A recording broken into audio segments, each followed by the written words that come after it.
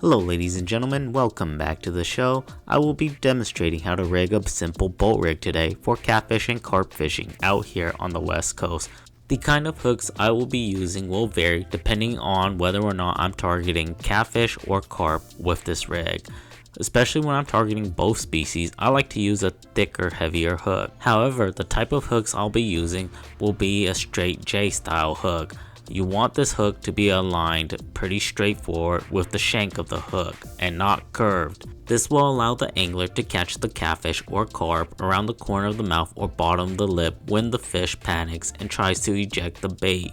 But the concept is the same. You want to use a straight style J hook.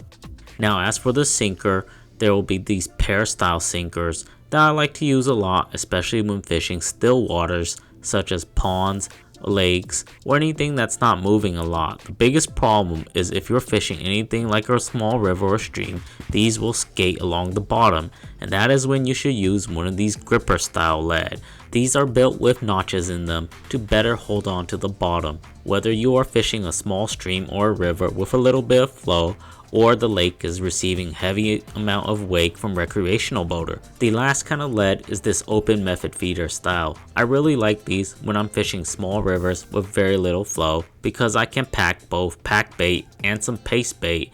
While the pack bait breaks apart, they can actually sit and with the fins gripping the bottom of the river, whether it be a muddy bottom or a peat bottom. Now as for the swivel type, out here on the west coast, you don't need to use anything complicated. I like to use these small size 4 swivels, and I'm going to tie my leader directly to them. However, in Europe, a lot of folks really like to use these quick change swivels, where an angler will tie a double overhand loop knot to their leader where the hair rig is made, and then from there, they'll jam this into the boat rig. But out here on the west coast, that is not needed, so I won't be demonstrating that style today. As for the leader material, I will be using good old monofilament because it is very abrasive resistant, and for the most part we will be presenting the hook bait on the bottom. Now with the rigging components explained, let's start by cutting a small section of our leader material. I prefer when carp fishing to fish with very short leader material, around only about 8 to 6 inches. We will first start by tying an overhand loop knot. The overhand loop knot is a very simple knot to tie. All I will do is hold in my left hand, depending on how long I want the hair to be, a loop, and I will feed it around each other. Then I'll tighten it down and trim the tag end. The loop knot will depend on how long you want your hair to be. I prefer mine around 1/4 inch to 1/2 inch, depending on whether or not I'm targeting both carp or catfish at the same time. Afterwards, now with the leader material, we are going to feed this through the eye of the hook and we are going to snell it to the hook. This is my preferred way to have the loop knot sit flush. I like to have my overhand loop knot as close to the eye as possible. Afterwards, I will spin this around 6 to 7 times depending on how tight I want to snell it. All I am tying is a basic snell knot. You don't need anything really fancy.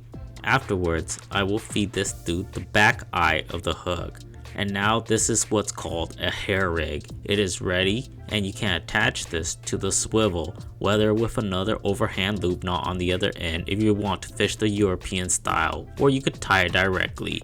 Now I'm going to feed my main line through my selected sinker, and from there I will tie it to the swivel. Now I'm going to tie my main line to the swivel with a basic clinch knot. You can use any knot you prefer and trust, but I just like to use a very basic clinch knot, especially for this part. It is easy to tie and there's nothing fancy about it. All I will do is feed the line through the swivel and wrap it around the main line about 7 to 8 times, then feed the rest of the line through the opening near the bottom of the swivel and cinch it tight. Again, as I've already mentioned, you can use whatever knot you prefer on this portion. The most important thing is to use a knot that you trust that you will tie your main line to the swivel.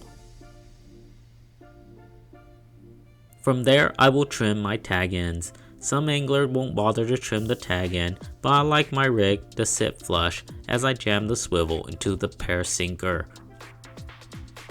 The rig is almost complete. It is basically a Carolina style rig, but the whole point is to jam the swivel into the sinker to cause the fish to panic when it picks up the bait, thus creating the bolting effect. Now I will tie another improved clinch knot with the leader directly onto the swivel. In the UK and Europe, what is actually more popular is to tie an overhand loop knot from the leader material and loop it around the swivel. But I find that out here in the United States, that is not necessary. I rarely will have to change my leader unless I pick up more than a handful of catfish, because for the most part, the carp in the United States will face little to no fishing pressure, and more times than not, unless a turtle or a catfish comes along and ruins the leader, an angler will seldom have to change their leader often when fishing for carp or catfish in general with this rig. This is the completed rig, and all I'll do is pull the main line, thus jamming the swivel lightly into the sinker. Now as for how do I put bait onto this hair rig, I like to use a baiting needle, but if you don't have a baiting needle, you can definitely use a bluegill style Aberdeen hook and just straighten out the hook and it'll perform the same purpose as the baiting needle. This baiting needle can be purchased at bigcarptackle.com. All I will do is, for demonstration purpose, jam the baiting needle into the 2 plastic corn kernel I have here. Then with the hook point at the end of the baiting needle, I will grab the loop and push the bait onto the hair.